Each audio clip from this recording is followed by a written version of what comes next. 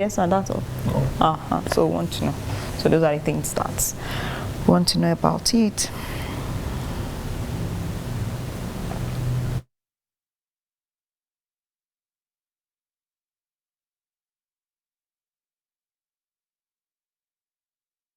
Welcome back from that break, and it's still Frontline on New Frontiers Television. Yes, today on our interview segment, we want to talk about a particular NGO. Of course, some people will think that whether we are talking about EDAP, because most times when we talk about NGO or the convention, people talk about EDAP. But do you know that the Youth and Student Ministry of the Nigerian Baptist Convention, they also have, an NGO that's been on for some time now. I want to talk about that particular NGO, that is the Arise Youth Network for Impact. That's for total impact. That's the the NGO under the Department of the Youth and Student Ministries, and the program lead is here today to talk more, to talk extensively about this particular NGO, so that Baptist families and all other people out there will be able to know that the youth department has an NGO and they are actually doing exploits for the Lord. You are welcome, Reverend Tosin Makinde. All right, thank you for having me. It's a pleasure to be here. Yes, now let us dive into the NGO itself. When did this NGO, when did it start? What day or dates does this NGO actually started? Thank you very much. The Arise Youth Network for Total Impact, basically, if you want to use the word officially as a name, as Arise Youth Network for Total Impact, we were looking at 2023. Okay. Basically, let's say April 2023, because that was when we were officially registered by the CSC, Corporate Affairs Commission of the Federal Republic of Nigeria, in April 2023. But if we want to look at it from the perspective of our activities and what we do, we'll be looking at something around maybe 10 years or so. Wow. When we started what we called back then as a Baptist Student Network in the areas of empowering students, final year students or third year students to final year students going to the labor market after they graduate from schools. We were just doing that at the lower level, just within students. Anytime we have the National BSF Conference at Brown University in Wo. So, but in 2003, when Reverend Dr. S. Olawi James came on board, he has a passion for something like this. Let us formalize what we are doing with youth, with young people in the convention, students, youth, media, whoever you are a young person in the Nigerian Baptist Convention. How do we begin to have an organization that will be at the front line, that will be fronting for us in national affairs, in international affairs? How do we bring them together in terms of empowerment? So that started in 2023 to bring everything together, to start functioning, to make it more structured, to give them more structure, that in a way that it will be an NGO, that will be attracting partners and networking and collaboration with other agencies, government or no government, religious or is not religious, that will pave way for us to have inroad into those opportunities that our own youth needs to be part of. So that's the essence. So we started basically in 2003, registered with CSC in 2023 as well. So it was actually registered in year 2023, yes. But it has been in existence since like 10 years, 10 years ago. So what's the mission, of this NGO? Yes, you've talked about the vision. So what's the mission of the NGO? All right, thank you very much. Basically, our mission is to empower youth by equipping them with skills, with information, with knowledge that can actually help them to become what they want them to become in life. Specifically more to empower them to become global leaders that will be making global impacts for the glory of God. So what we do, that's just really our mission, to keep training them, empowering them, connecting them with opportunities, sharing opportunities with them that we know will be useful for them. Because when we are looking at this time that we are in, you look at the statistics for Nigeria is around 220 million people if you are looking at the first quarter of this year. And that figure now, 80% are less than 40 years. Now, 70% are less than 35 years. So you are looking at 80% of Nigerians are less than 40 years. And Baptists in Nigeria estimate, when we are looking at the estimate, we don't know the exact figures of Baptists in Nigeria. Like the population of Christians, they are saying around 110 million. Baptists, we are saying we are like 10 million, 12 million. We don't have the exact figures. But let's assume 12 million. You're now looking at 80% of 12 million Baptists are less than 40 years. And there are so thousands of opportunities for them. And this NGO is not just a spiritual NGO, it's an holistic one. You are looking at the total person, the total component of your life as a Christian, as a young Christian. As you are in the labor market, you want as a young person to shine the light of Christ. So what are those things you need to know? What are those things you need to equip yourself with that will stand you out from others? So we do all this program, empowering you, creating the access, having access to opportunities, whether it's finance, whether it's education, whether it's academics, whether it's a marital life, whether it's anything that will help you to actually emerge and fulfill that potential God has inhabited in your life. So that's our mission, to make sure that we equip them. Equipping youth is our major task. So we do trainings, we do consultation, we have partners we are working with. When we get funding, we do this program, mobilize you to go ahead and do these things by themselves. So these are basically the mission statement, empowering young people by equipping them with skills and opportunities that will help them to be global leaders, making global impact. That is actually huge. But talking about empowerment and talking about equipping youths, equipping young ones. Yes, you mentioned earlier that you do trainings. Yeah. So practically, what are the things that you do? Is it that you call youths together, maybe quarterly or monthly or weekly, and you tell them, okay, these are the things that you will do if you want maybe skill acquisition or something, or maybe digital? What are the things, that practical things that you do? All right, thank you. In the area of training, number one, in the area of training, we do what we call a quarterly training. Okay. For example, way back in February, we did what we call Empower Change, the second edition. We did one last year. It's actually a virtual training and it's always certified. Okay. We always give them certificates. And we do not do the training. After you've done the training, we have mentors, we have people we will link you up with. Whatever it is we have taught you throughout that training, we expect you to do something about them and get back to us. So that's something like a quarterly one we do. For example, the last one we did in February was basically focused on proposal writing and then starting a social enterprise business. Okay. But we realized, because we don't just do anything, we have to look at what is the major need of young people today. What are the areas that we need to open the eyes of our young people to? So we look at that social enterprise. How can you start a business, not just to be making money, but as you are making your profits, you're also contributing to the development of society. So social enterprise is one of the main things now when it comes to youth development. So we train them in those lines. What is social enterprise? What can you do? How can you write a proposal that you can present to any organization, any funders to fund for you? And we look at proposal writing as well, because we used to do this kind of empowerment training that, okay, come on, entrepreneurship competition. Okay. Write a business ideas. Let us see it. We can help you give it to people that can fund. And we discover that when they write these proposals, we see this gap. Many of them don't know how to come up with a coherent one, a simple one. The way they write it, they don't write it very well. So we notice this is a major challenge that we need to tackle. But we are saying we want our young people, Baptist young people, to be outstanding.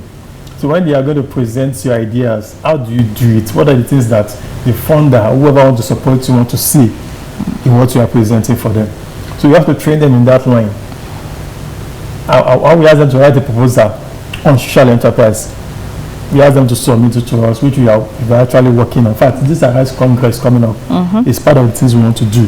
So we do that. The other thing we do is regularly, virtually, should I even say virtually every day, or let me say 2 days or something like that. But a week we never go without we sharing something, an opportunity for young people that they can actually probably apply for or participate in, or you need to attend this program or that. For example, now the National Youth Confab that the federal government is planning. Now, one of those things we did is to get a link shared with all our platforms, and we are encouraging as many Baptist youth as possible to be part of it. And many of them are already feeling it. The EDA program that is ongoing on, we are working on that. over 700 young people apply for that thing. Because we have contacts we are working with.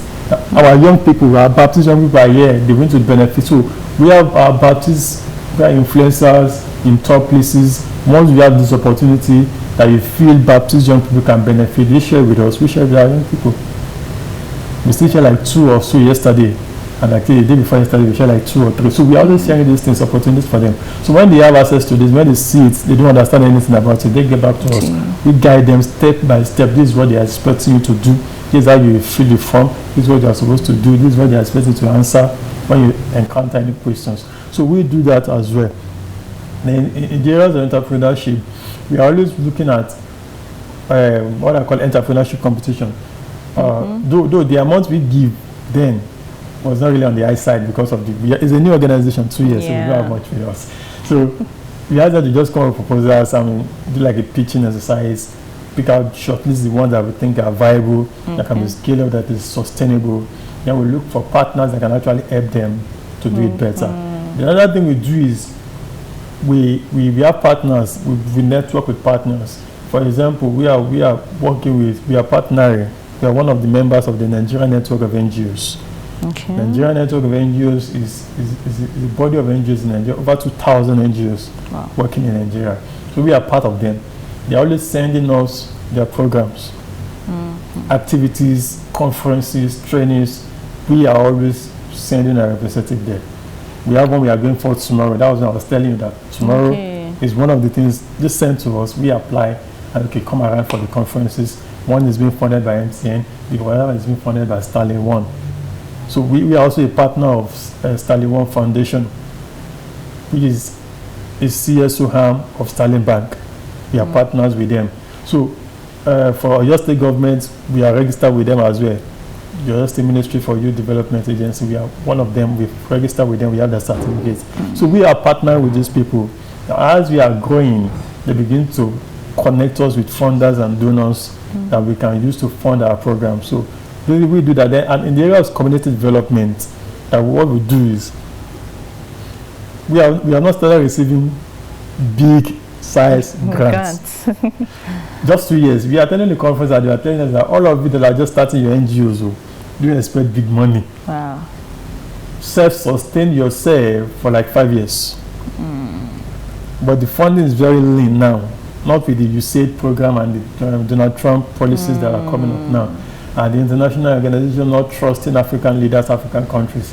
So the funding pulse is very lean now. So what we are doing, we have some grant, of course, and it's tied at community development. Okay. We have received like 3 or 4 since we came on board.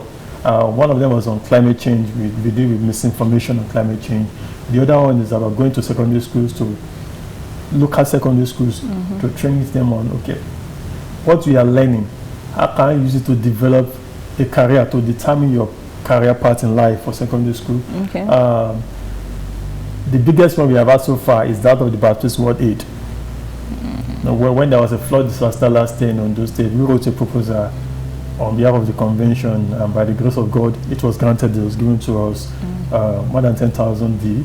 Wow. So we are implementing that. We are using young people to implement all these community development interventions.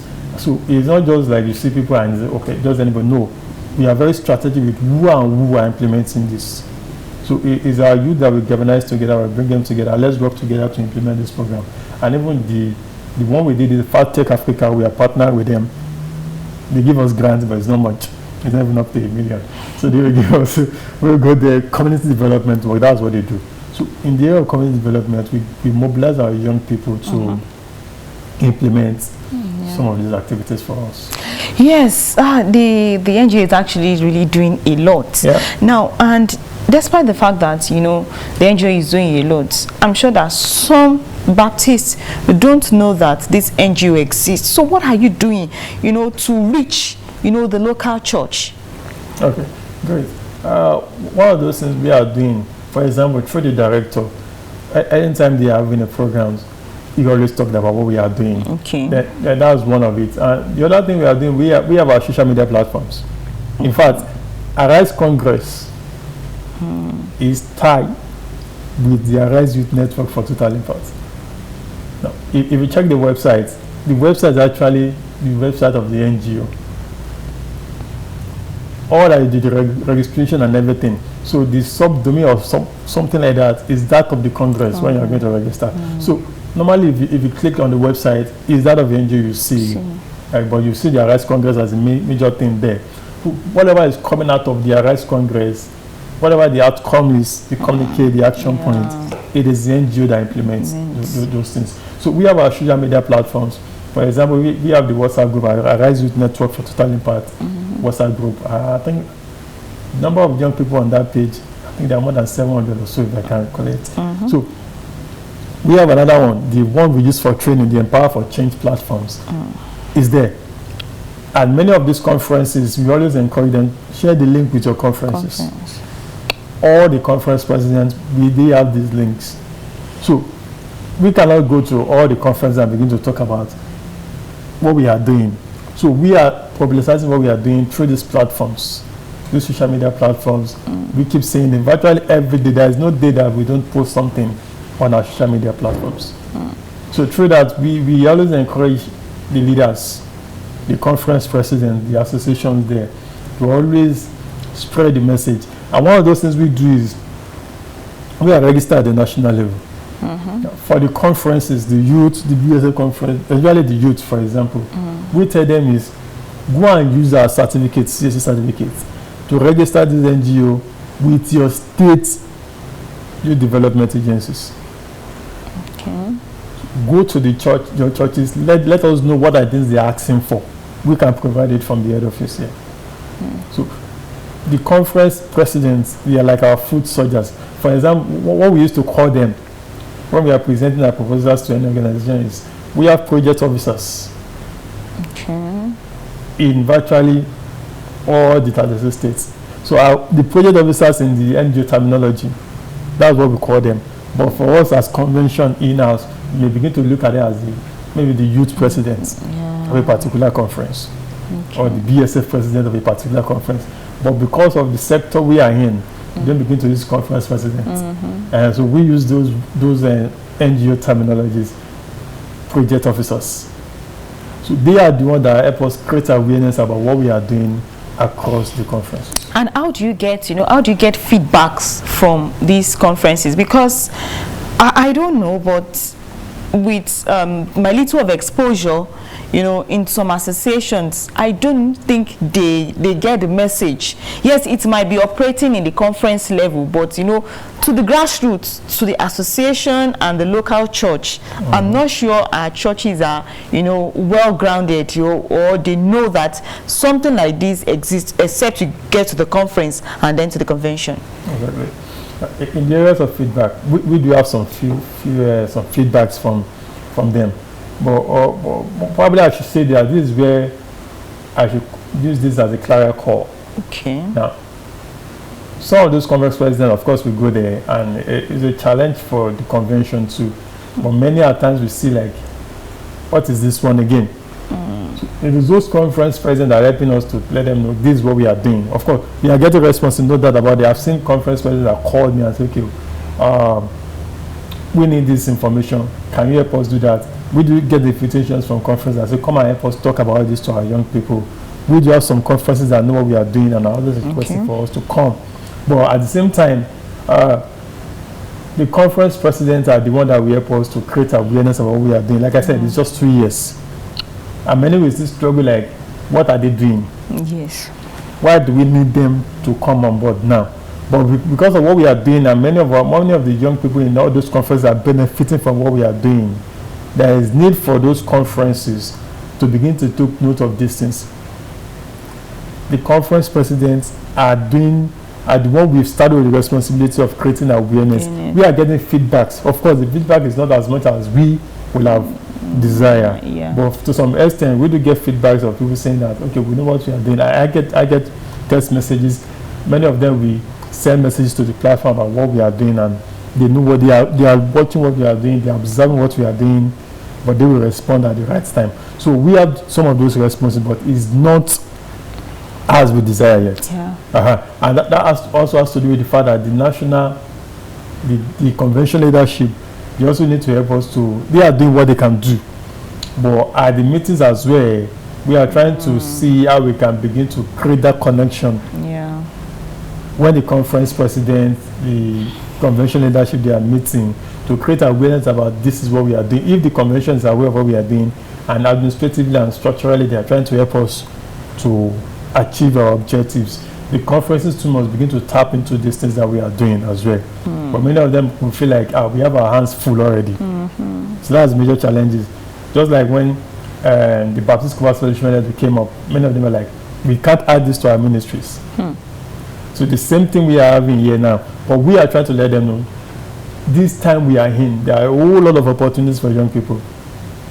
And we can't just sit down and say they should just begin to church. How do we develop their capacity? Let's work together to develop their capacity. We have been well trained. We have the partners we are working with. We have the contact that can help us to do these things.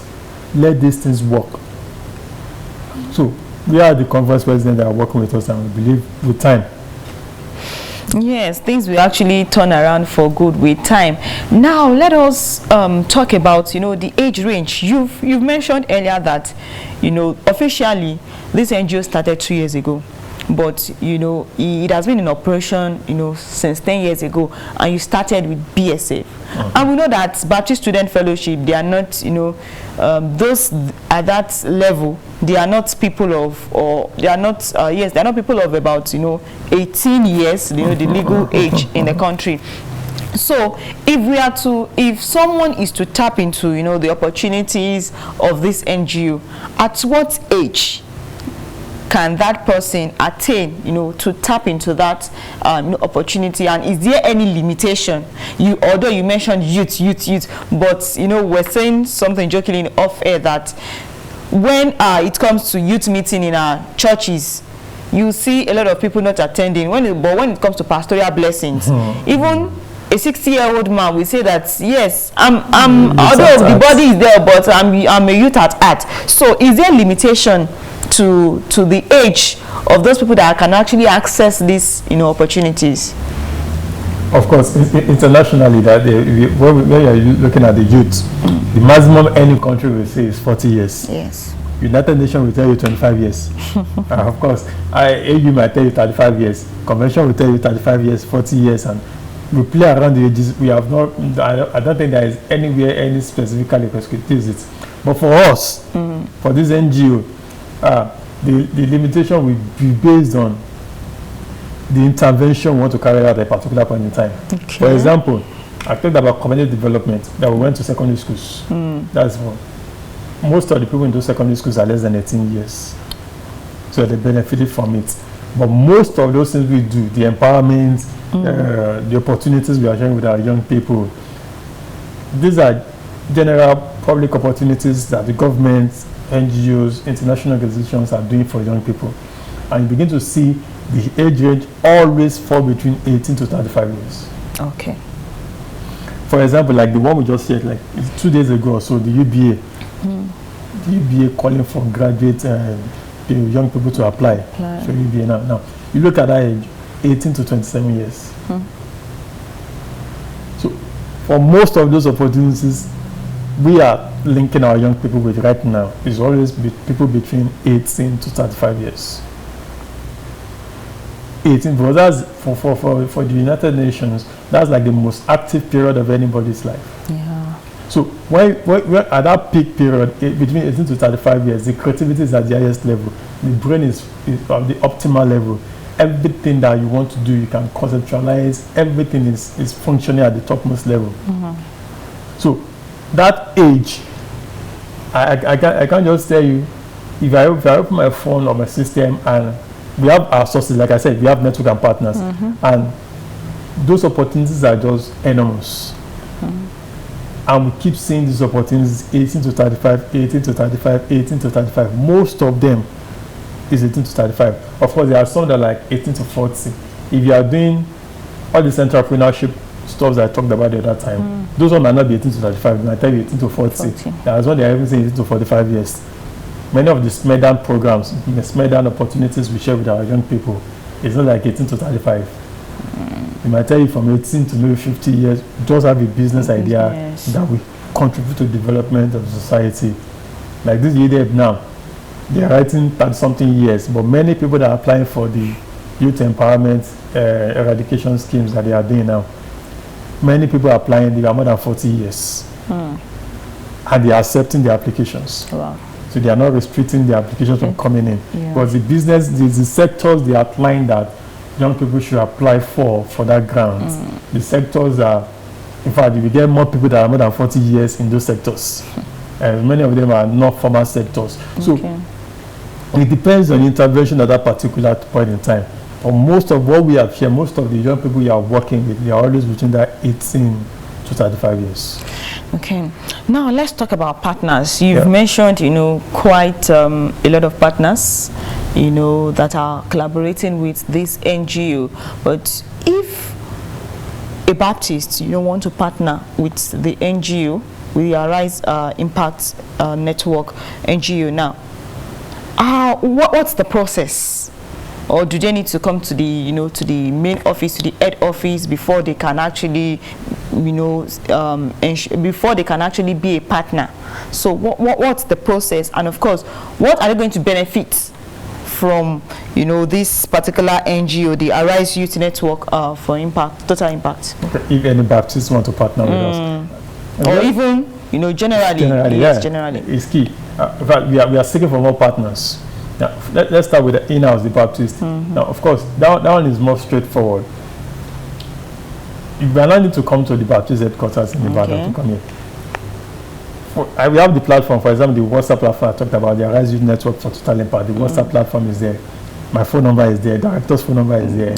All our coordinators, they are out there.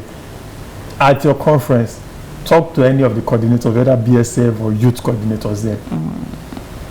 They are involved. Okay. Third, ask them the questions.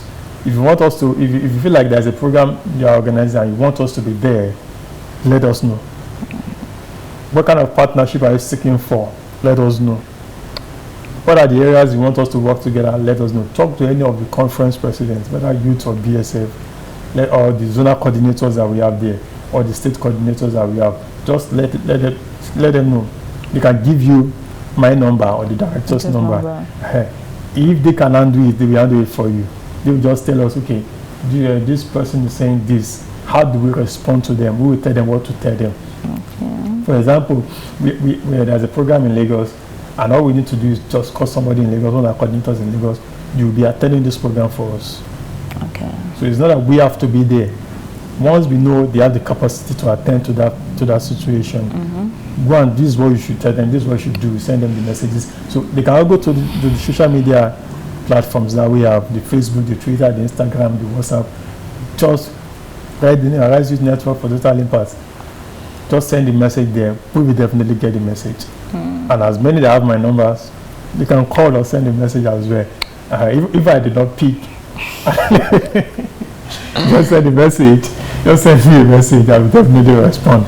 But one of the challenges we have for like 2 weeks now, because of, I think, the year and one other project we are doing for the young people. So enormous calls and messages, despite the repeated instructions we are giving. So they were just coming in. So you don't know who is who. So the call will come in at the point when you are trying to attend to somebody's desk. So everything was just clogging, and issues around that couldn't allow us to pick us. But messages were preferable at that point in time, because we begin to know, okay, this is what this person is at this time, and we need to address this urgently. So we need partners. There are so many things we want to do. Let me even use the opportunity to say it. We need partners. For example, we are looking at, in the area of community development, we develop a manual now when we are responding to the flood disaster in Ondo. We just came back 2 days ago or so. We did a sensitization of flood prevention for them there. Like I said, virtually all of us that implemented that program, we are young people. We mobilized the Ondo Youth Conference youths. They were the one that were doing it for us. So there's only 2 or 3 of us that went from Ibadan to that place. So we need partners. We developed a manual on community emergency response team on how to prevent flood disaster, environmental degradation issues. And that manual, what we want to do is to translate into Yoruba languages. Young people can go around communities where they are, really in a time like this, and begin to train grassroots communities on how do you prevent damages, how do you do this, how do you keep your environment clean, mobilizing our young people to do things like this. And when they are doing things like this, it's helping them in their own career. But where the world is going on in the area of volunteering, I've seen job opportunities, and they are so emphatic about what are the volunteering experience you have. Have you volunteered before? Not even about working full time. Have you done any social work before? What are the development work you have done before? So our IG's network is a platform for our young people to be. So we need partners to come in, and if it's in the area of funding, of course we are open. We are working on that proposal. We are working on the proposal for entrepreneurship, giving startup grants. We are so focused on social enterprise. Our young people have business ideas, innovative one, creative one. We have seen them. We have interacted with them. We are looking for partners that will help us to build these skills. To carry them out. To build these skills, we have our own monitoring and evaluation processes. We definitely know whether they are doing this or doing that. So it's not something that you begin to like, they will just take the money, they will not use for what you're asking them to know. We have our own processes, we don't just do it. So we have this long process that you must go through with us, the trainings, the teaching, the mentoring, and so many things you will do before we. So we need partners. They can always get across to us, maybe all the state coordinators that we have, and get to the social media platforms that we have. Just send your messages to us. So as many that have my own numbers or the director's number, they can definitely call. They will want to come and do this for us. For example, this Ocean conference, we sent a message, but it was not last week, that they want us to come and share with our young people opportunities that they want their youth to know about, the opportunities that the Nigerian government is offering youth now. I was hearing with some youth the other time that virtually all the ministries, federal government ministries, they have a program for young people. They have a program for young people, and it's because of the ignorance and lack of information. We don't find out these things. We don't know these things are there. I was hearing with them the other time. It wasn't last year when President Tinubu was talking on October 1st, and the man rolled out about 10 to 15 programs for young people. At one of our leadership training conferences, I was asking the youth, how many of you listened to President Tinubu? And they told me, for what? Why should we listen to him? What will he tell us? All these things. Okay, sit down. Do you realize the man mentioned 15 opportunities that you have, that they have created for you across the ministries? So we have to curate those opportunities. One by one, I was not telling them, giving them the website. Go to this website, this ministry. Go to this website, this ministry. Go to the TVET that is going on. Is it not the Ministry of Industry? And many of our young people have applied for it. They need the Ministry of Youth Development, Ministry of Culture and Tourism, they have their own. But those youth companies, all of them, they have programs, and billions of naira are there. So if we as Baptists are like, it's a lie. No, those things are there. So that's why we are saying we need partners to come in and begin to help us, so that we can work together. We have our proposals. We have our proposal for entrepreneurship. We have it ready. We have our proposal. Climate change is the main thing now. Youth in climate change. It is a form of empowerment, it's a form of entrepreneurship. So many things we can do in terms of green economy. So those things are there. So we have so many proposals, 3 to 4, 5 times will not permit us to begin to tell you about our proposals. I will not give you the expo. So we need partners to come in and work with us to do all this. So what are the partners? What are they going to benefit in return? For us, for the Baptists, what they benefit is, as a church, one of the foundation of the church is, the purpose of the church is to win souls, the kingdom of God. Now, you now have your youth, Christian youth, that you have spiritually nourished. They are doing well in life, contributing to the growth of the church. Now, for example, if somebody, through the program we are doing, get a grant of 1 million naira, what is the tenth of that 1 million? It's going to the church. Now, which means the financial stability of the church will also increase because of what we have empowered your young people. So they are giving back to the church. And in a way too, when those young people are going out, they will begin to tell other people, a Baptist church, they are the one that did this for me. Me too, I would like to go to that way. A church that is empowering its own people. Let me give you an example. I don't know whether I should mention the name of the church. It's a big church in Lagos. It's not a Baptist church. So they have these professional settings. They call it community groups. Okay. Different sectors, professionals, they will come together. You apply. Once you have selected your own sector, for example, if you are in the agribusiness sector, all of you bring yourself together as a team. You create your own platform, your own WhatsApp group, and begin to interact. If you have business that tell you, I need somebody send me a message, I joined the group willingly. I wanted to know what they are doing. They accepted me even as a Baptist. That's why if I'm not a member of their church or their denomination. And somebody just sent a message, can you help me get a driver that will be help me to bring Gary from Ibadan to Lagos? Wow. At that point I couldn't do it. I don't have a driver then. But that gave me an idea of what they are doing. And so they're going to have a meet-up in Lagos at one of the ShopRite men in the Keja that they want all of us to come together. I know I couldn't make it. But I know what they're going to discuss. What they'll be discussing will be in millions. So that will be to the advantage of those churches.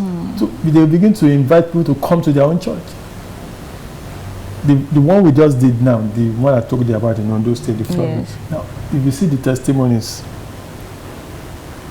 it's like we going there to do an evangelism program for that conference, that associations. The woman came out and was like, this is the church I'll be coming to now. Let me know the time. She was speaking in Yoruba. Let me know the time you used to start the services. That's the advantage. They partner with us. We did something, and then people have started attending the Baptist churches. One of the reverends came out and was saying that, you don't know what you have done for us. By partnering with us, that now, in that town, when people see them as Baptist pastor, they give them more respect. They want to know more about Christ through what we have done. So they want to come to their church. So for churches, it is a means of a kingdom expansion. Yeah. But the youth they are vocal. They can spread information. They can tell you, it's my job, come to my church. We have programs for you too. We are doing this. For people that are not Baptist, for example, corporate organizations, we are doing one with Mama Bank now for this Arise Congress empowerment and things like that. What we told them is not just it's not Arise Congress. We want a continuous partnership. And one of those things we told them is we know they have programs for young people a lot. Yes. Now, we key into it. This is a youth organization. So what we just told them is, okay, we know we are into this. We are into this as well. If we are doing this together as an organization that we are a bank, on our platforms you can allow your own account opening link to be on our own platforms. So our young people will go to our platforms. They will see you there advertising your products. Would you like to open an account with us? Yes or no? It depends on that person. So we drive more of our young people to join your alert platforms. So organizations coming with us, we know what they are doing. We are also strategic with our partners. We know what we are doing. Is there a young people component in what they are doing? Is that component of youth that you are doing that we tap into and we talk? This is what you are doing. Benefits. So we key into it, you key into our own, and everybody is a win-win situation for us. So. Thank you very much, Reverend Tosin Makinde. Thank you for the enlightenment and the exposure on the Arise Youth Network for total impact. Yes, this NGO is actually doing a lot, but like they say that one who is not informed will definitely be deformed. It's because we don't want to know. That is why we are still where we are. This NGO is doing a lot, and it's expected that every Baptist youth, actually let us start from our own. Let every Baptist youth key into this NGO. There are a lot of opportunities, and of course this WhatsApp platform is, it's available for every youth to join. We have a lot of youth on that platform, and there are opportunities that have been read out, almost every day. And trust me, there is no way, an opportunity is, posted on that platform and someone will not benefit from that opportunity. So we should, in as much as we are still waiting for that white collar job, yes, we can also maximize these opportunities. And when we do that, we'll also be giving back, to the Baptist denomination one way or the other. Once again, thank you for honoring an invitation today, and that's much we'll be taking on the interview segment. Let's take a break, and after which Frontline will continue. Do stay with us.